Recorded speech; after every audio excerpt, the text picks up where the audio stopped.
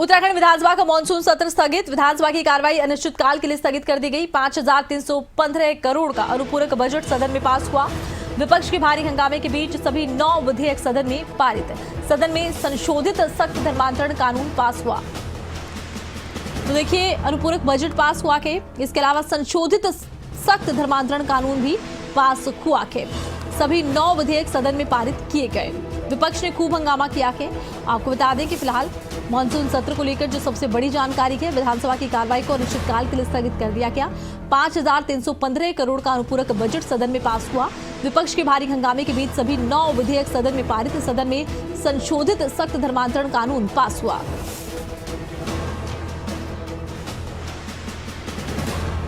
CM Pushkar Singh Dhami इसको लेकर क्या कुछ कहते नजर आए हैं, वो आपको दिखाते हैं। नियम 300 आता है, नियम 53 पर भी चर्चा होती है। किसी पर चर्चा का किसी को कोई भी समय नहीं मिला, जबकि हम चाहते थे कि भाई सभी मुद्दों पर चर्चा हो। और सबसे बड़ा मुद्दा जो राज्य के अंदर इस समय है वो आपदा का है। और हम पहली बार हमने चूंकि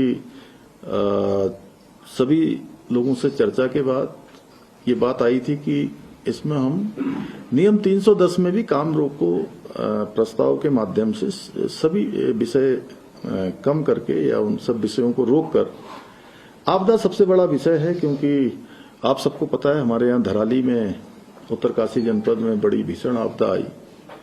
पूरा धराली तबाह हो गया। पौड़ी जनपद के सैंजी गांव और उसके आसपास के गांव, पैठाणी के आसपास, भरसार के आसपास, पीठसेन के पास मैंने स्थलीय निरीक्षण भी किया, लोगों के बीच में भी गया, मैं सैंजी गांव में भी गया और मैंने हवाई जहाज से भी, हवाई सेवा में भी हवाई सर्वेक्षण भी किया, सभी का, पूरा जनपद का। मेरे साथ वहां के स्थानीय विधायक और सरकार में मंत्री श्री धन सिंह जी भी थे। और बड़ी लोगों की परेशानी है। राज्य के अंदर अनेक स्थानों पर इस समय आपदा आई हुई है और सभी का कष्ट आप लोगों ने देखा भी। आज हमारे जो सत्ता पक्ष के विधायक हैं वो भी इस पर चर्चा करना चाहते थे और मुझे लगता है कि विपक्ष को लगता था कि अगर इस पर चर्चा होगी तो उनके पास कहने के लिए कुछ नहीं है। अरे भाई, आप लोग यहाँ सदन में रजाई और गद्दा बिछा के रात में सो रहे हैं, आप लोग हमारे आपदा प्रभावित लोगों के साथ भी तो सो सकते हैं, उनके साथ भी खड़े हो सकते हैं। आपको किसने रोका था क्या?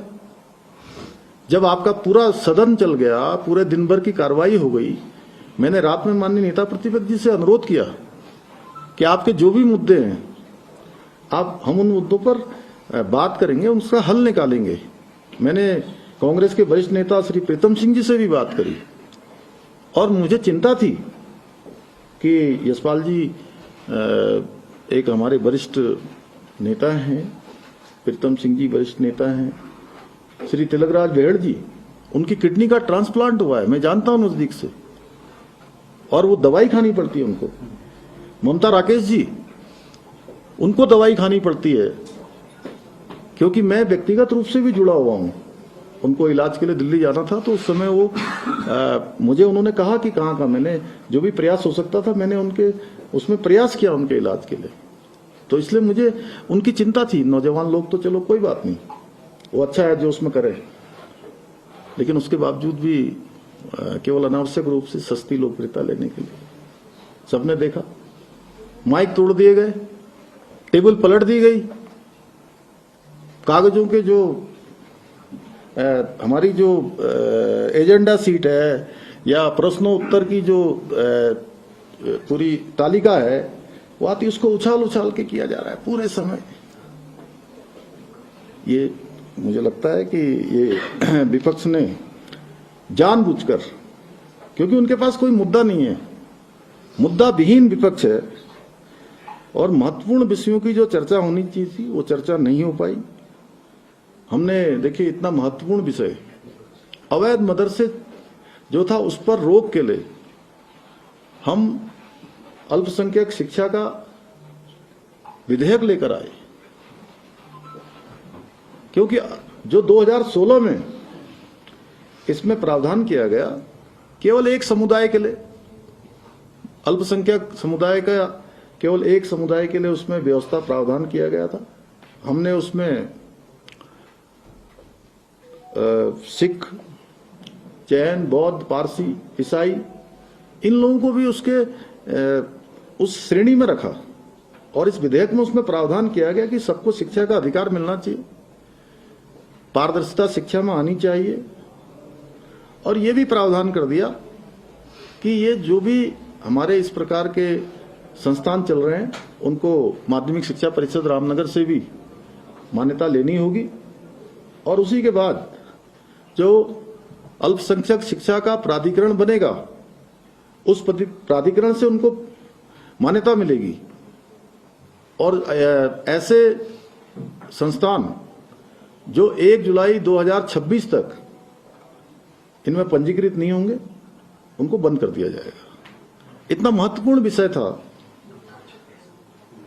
1 जुलाई 2026, इतना महत्वपूर्ण विषय था। क्या उत्तराखंड में देवभूमि में क्या इस प्रकार का काम नहीं होना चाहिए? क्या सभी को अल्पसंख्यक समुदाय के अंतर्गत आने वाले, समाज के अंतर्गत आने वाले लोगों को क्या लाभ नहीं मिलना चाहिए? अरोड़ा जी, मिलना चाहिए ना? तो हमने इसका प्रावधान किया और इसकी चर्चा होती, पूरा राज्य और पूरा देश देख रहा था कि ये सदन हमारा इतना महत्वपूर्ण है, लोकतंत्र सेनानियों का विधेयक इस पर आएगा। ये भी हमारे राज्य के लिए इस वर्ष आपातकाल के 50 साल पूरे हुए। पूरे देश में हमारे आदरणीय प्रधानमंत्री श्री नरेंद्र मोदी जी के आह्वान पर 50वां संविधान हत्या दिवस, ऐसे उन लोकतंत्र सेनानियों का स्मरण किया गया, उनका सम्मान किया गया। मैंने भी देहरादून में जितने भी हमारे लोकतंत्र सेनानी राज्य के हैं उन सभी को आमंत्रित किया और सब लोग आए, उन सबका सम्मान का समारोह था। उनके बीच में से बातें निकली कि लोकतंत्र कितना भयावह था। बहुत सारे लोग तो उस समय पैदा भी नहीं हुए थे, हम में से भी बहुत सारे लोग पैदा नहीं हुए होंगे, लेकिन हम सुनते हैं, हम जानते हैं, हमने देखा है कि लोकतंत्र कितना कठिन काल था, कितनी यातनाएं दी गई, जेल डाल दिया गया, कई लोगों के नाखून निकाल दिए गए, कई लोगों को शीशा घोल के पिला दिया गया, तमाम प्रकार से।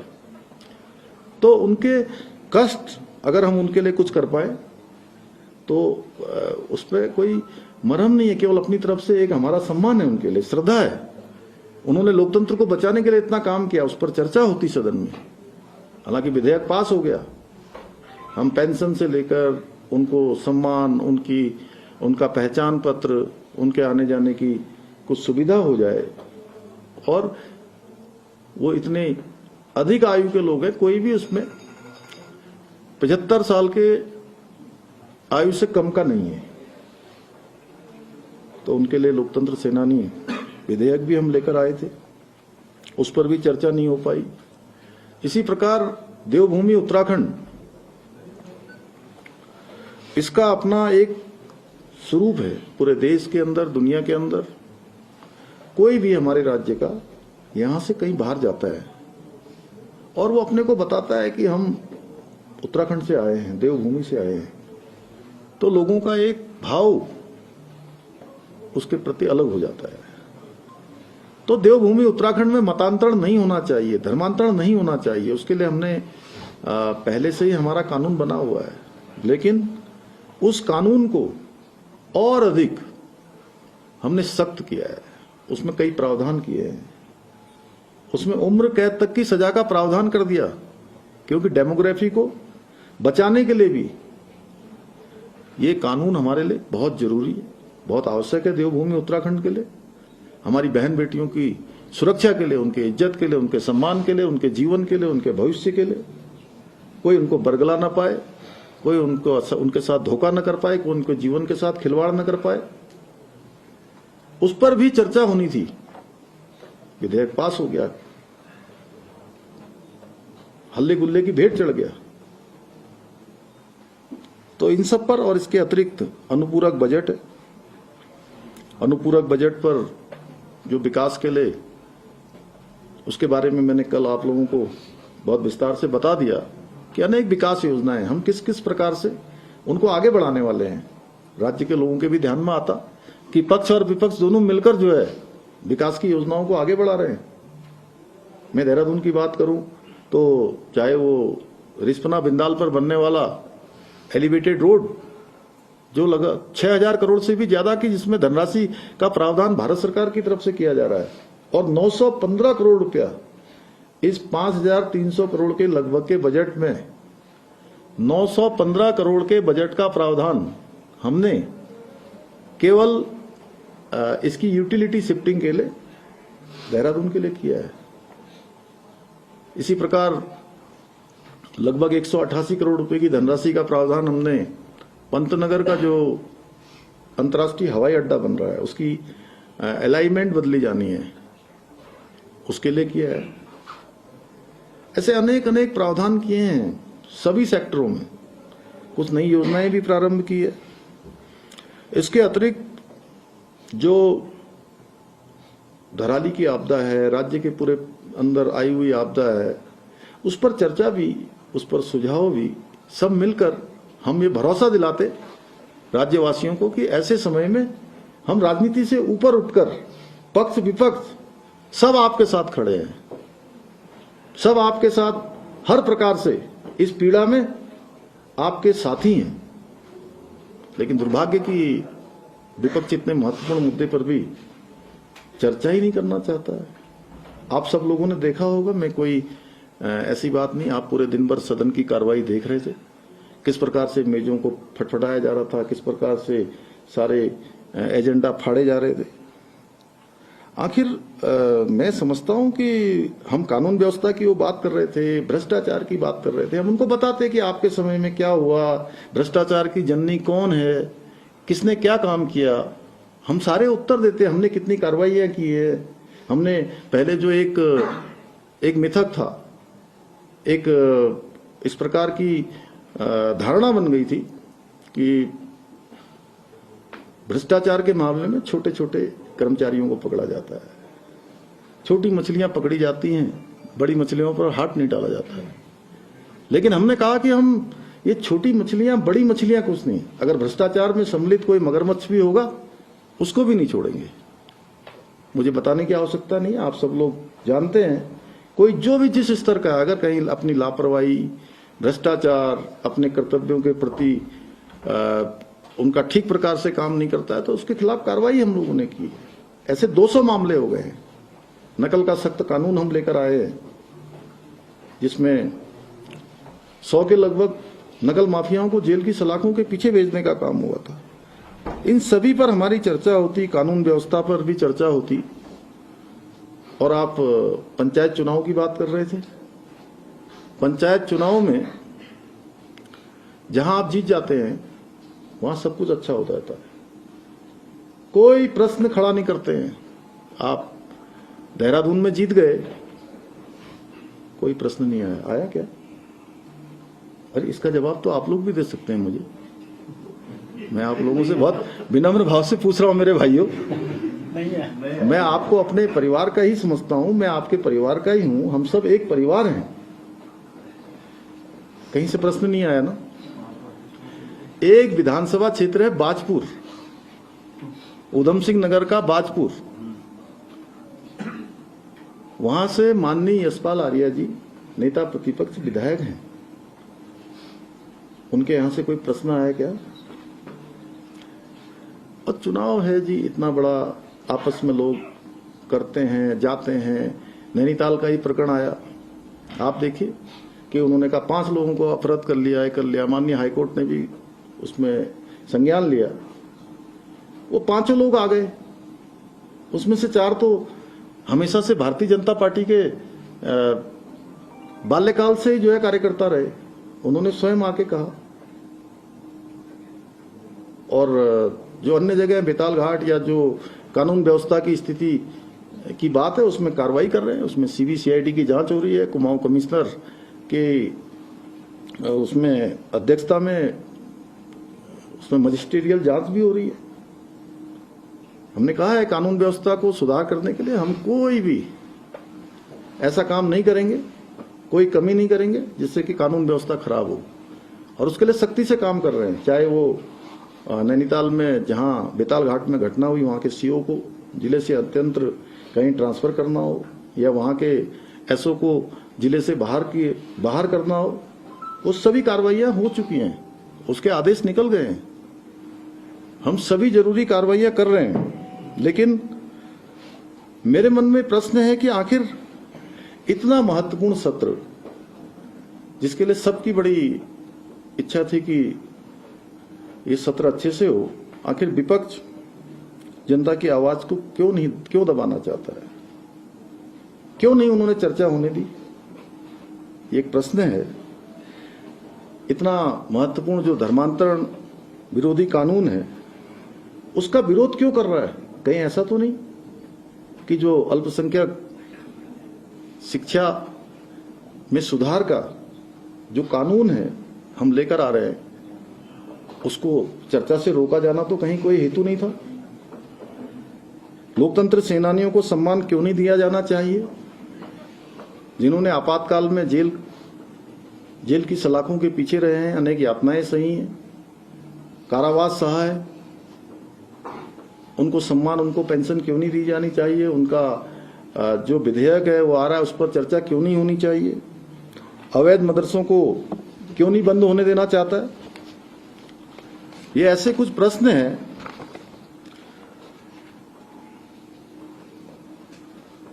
आपने देखा कि इन्होंने जो हंगामा किया, इसके कारण से प्रश्नकाल भी हंगामे की भेंट चढ़ा।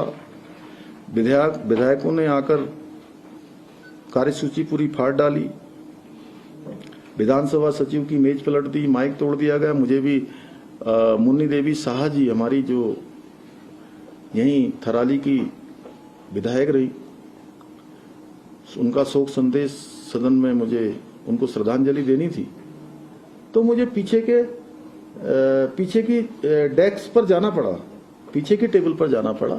सामने की जो माइक है वो सब काम नहीं कर रही थी। और ये सब मैं ऐसा मान सकता हूं कि जो इन्होंने पूरी रात यहां बिताई, वो केवल एक ड्रामा था, सस्ती लोकप्रियता प्राप्त करने का ड्रामा था, इसके सिवाय कुछ नहीं था। और इनकी हताशा और निराशा का ये प्रमाण है। पंचायत चुनाव में पूरे प्रदेश के अंदर हुई हार का बदला इन्होंने जो जनता की गाड़ी कमाई से एक एक पाई से सदन चलता है, उसका नुकसान करके लिया है। सरकार की प्राथमिकता थी कि जनता के जो अनुपूरक बजट आया है उस पर चर्चा होती, विकास कार्यों की जानकारी होती। आज हमने जो अभी लगभग 3 बजे से आप सबके बीच में आने में जिसमें मुझे विलम्ब हो गया, जो कैबिनेट की बैठक करी है, उस बैठक में भी हमने